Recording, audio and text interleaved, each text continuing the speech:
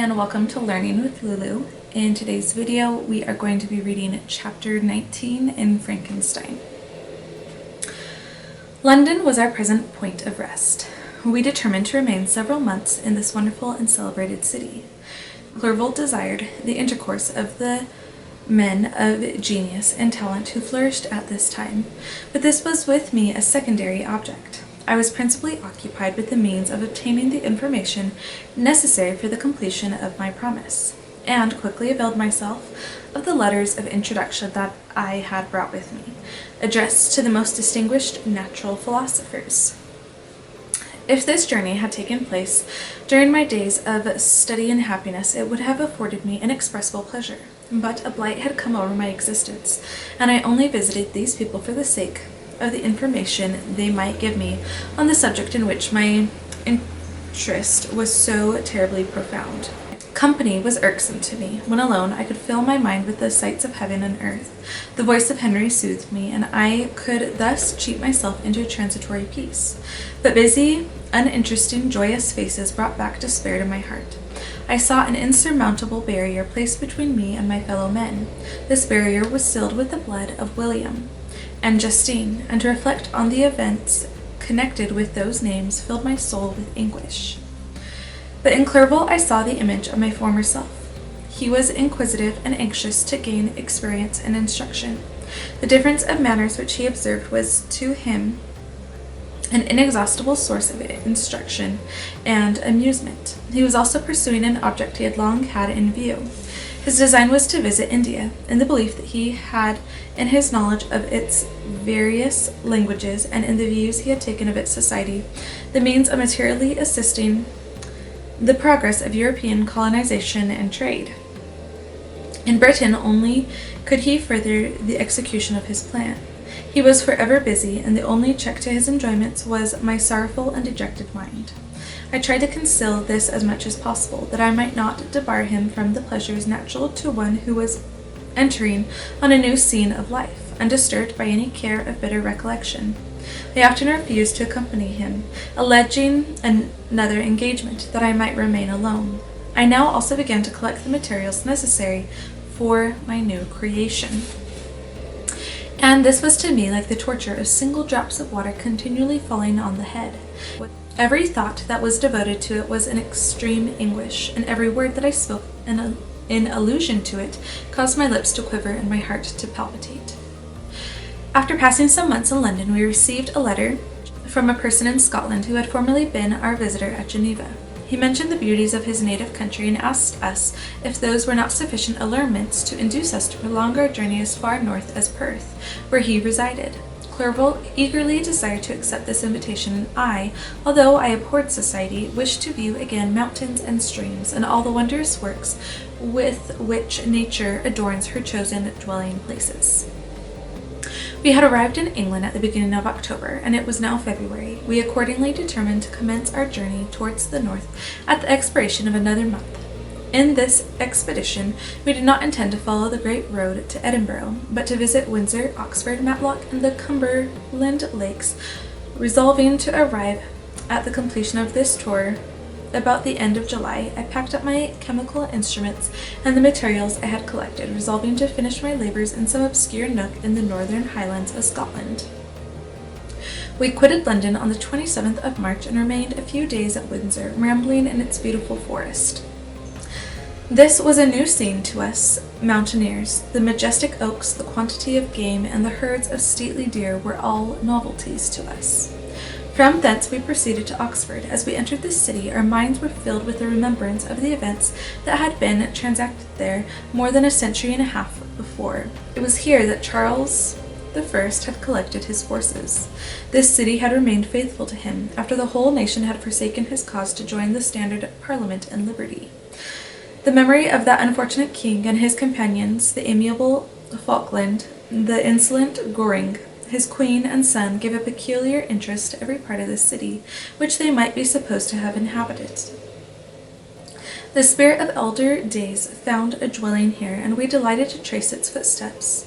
If these feelings had not found an imaginary gratification, the appearance of the city had yet in its self-sufficient beauty to obtain our admiration. The colleges are ancient and picturesque. The streets are almost magnificent, and the lovely Isis, or in Oxford the Thames River is known as the Isis, which flows beside it through meadows of exquisite verdure, is spread forth into a placid expanse of waters, which reflects its majestic assemblage of towers and spires and domes embossed among aged trees. I enjoyed this scene, and yet my enjoyment was embittered, both by the memory of the past and the anticipation of the future. I was formed for peaceful happiness. During my youthful days, discontent never visited my mind, and I was ever overcome by ennui, or mental weariness, and dissatisfaction, or boredom. The sight of what is beautiful in nature, or the study of what is excellent and sublime in the productions of man, could always interest my heart and communicate elasticity to my spirits.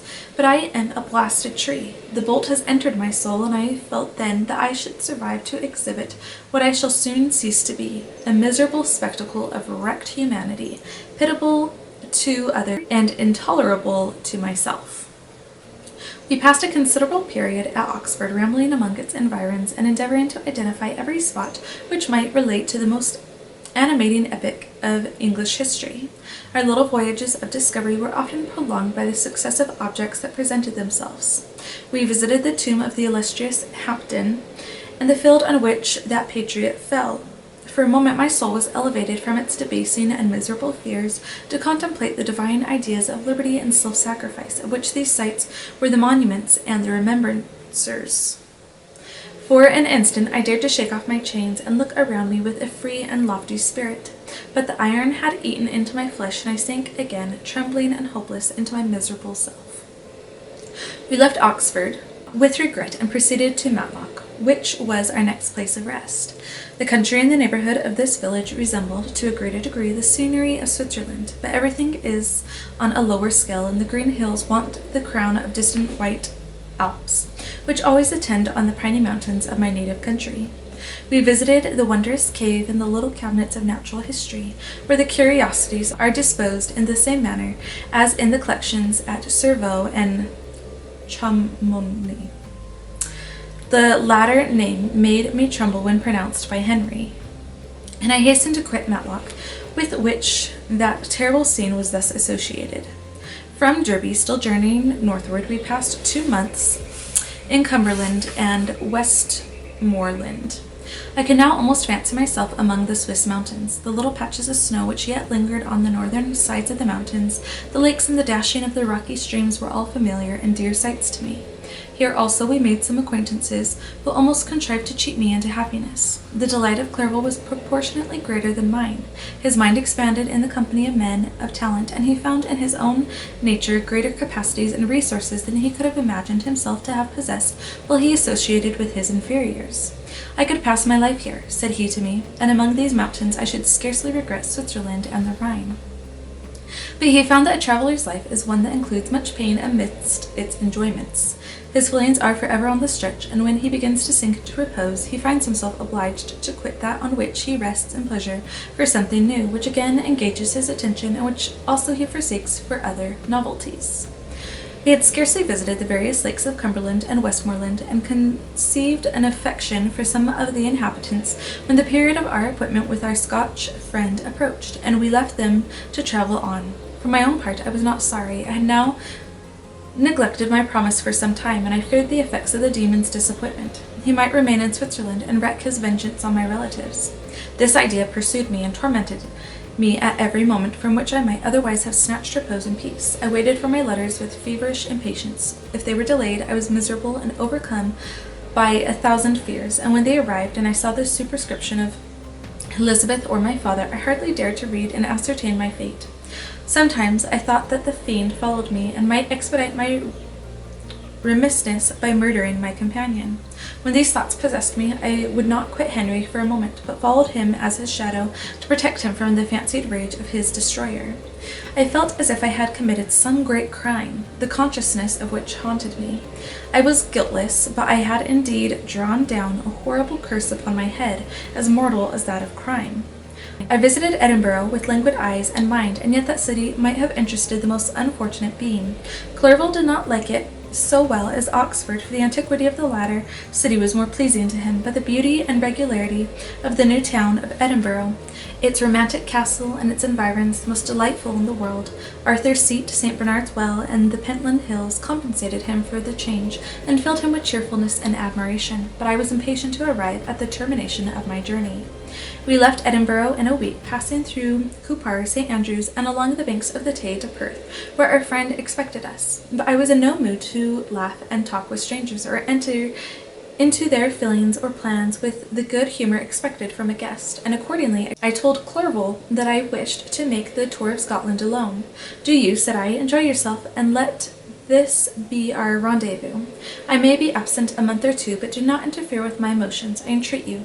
Leave me to peace and solitude for a short time, and when I return, I hope it will be with a lighter heart, more congenial to your own temper."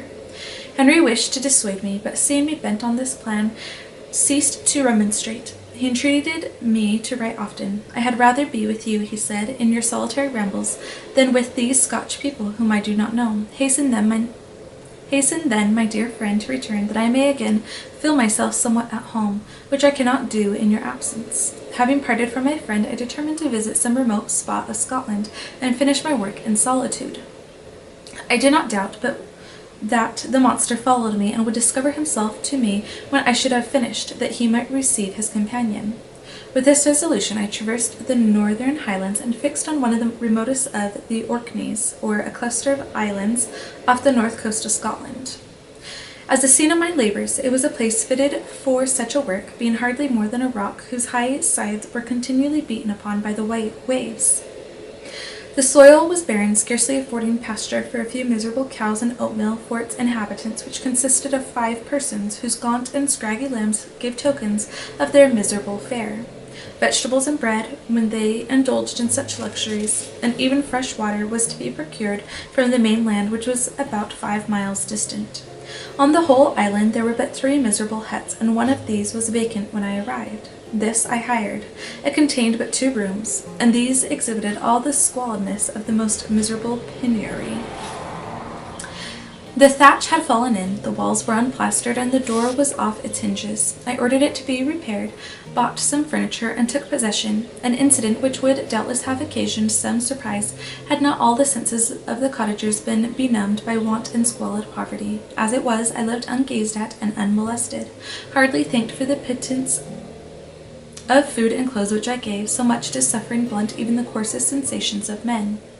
In this retreat I devoted the morning to labor, but in the evening, when the weather permitted, I walked on the stony beach of the sea to listen to the waves as they roared and dashed at my feet. It was a monotonous yet ever-changing scene. I thought of Switzerland. It was far different from this desolate and appalling landscape. Its hills are covered with vines, and its cottages are scattered thickly in the plains. Its fair lakes reflect a blue and gentle sky, and when troubled by the winds, their tumult is but as the play of a lively infant, when compared to the roarings of the giant ocean. In this manner I distributed my occupations when I first arrived, but as I proceeded in my labor it became every day more horrible and irksome to me. Sometimes I could not prevail on myself to enter my laboratory for several days, and at other times I toiled day and night in order to complete my work. It was, indeed, a filthy process in which I was engaged. During my first experiment, a kind of enthusiastic frenzy had blinded me to the horror of my employment. My mind was intently fixed on the consummation of my labor, and my eyes were shut to the horror of my proceedings. But now I went to it in cold blood, and my heart often sickened at the work of my hands.